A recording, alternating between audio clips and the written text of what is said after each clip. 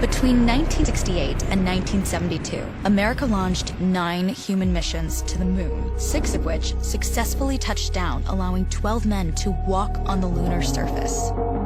NASA's next chapter of Lunar, but also to prepare for ever more complex human missions to Mars. In short, everything we must be able to do here, we must first do here. So, what was the important element in mind? The astronauts. This is their deep space, human-rated spacecraft called Orion, built in 3 parts. The crew module, where up to 4 astronauts will live and work throughout the flight. The service module, with life support systems for the crew and its own engine and fuel reserves.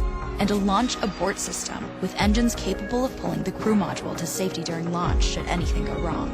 To accomplish the task of launching our crew and heavy payloads, NASA is building the Space Launch System, comprising of a cargo hold, an exploration upper stage, a massive core stage, and 2 extended solid rocket boosters. Altogether, this is the world's most powerful rocket, and it exceeds the legendary Saturn V of the Apollo era in numerous ways.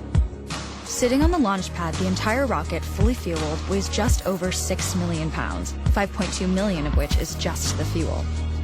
Once ignited, there was no stopping what comes next. All 4 RS-25 engines and the 2 solid rocket boosters come to life, thundering our crew upwards. 2 minutes after ignition, the solid rocket boosters are spent and released.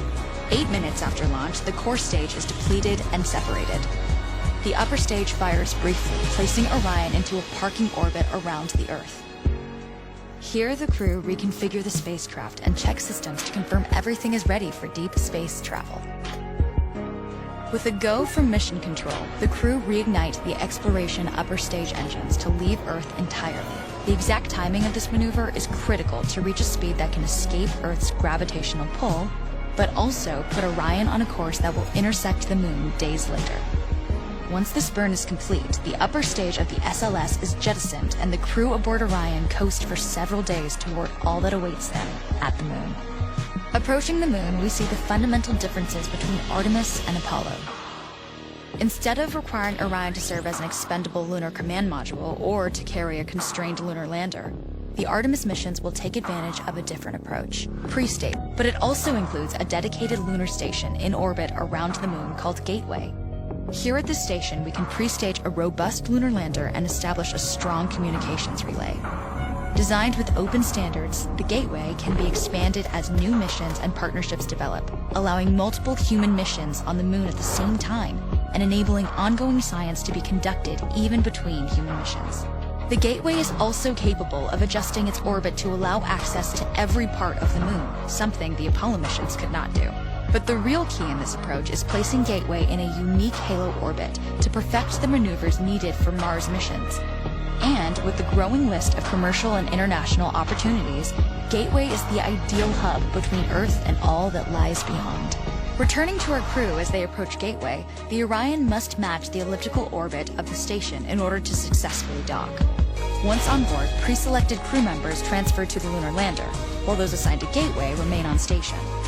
The lunar lander system itself is built for 3 unique steps: descending from the halo orbit of Gateway down to a low lunar orbit, descending from low lunar orbit to the surface, and once the lunar mission is complete, launching from the surface of the moon and ascending all the way back to the orbiting Gateway.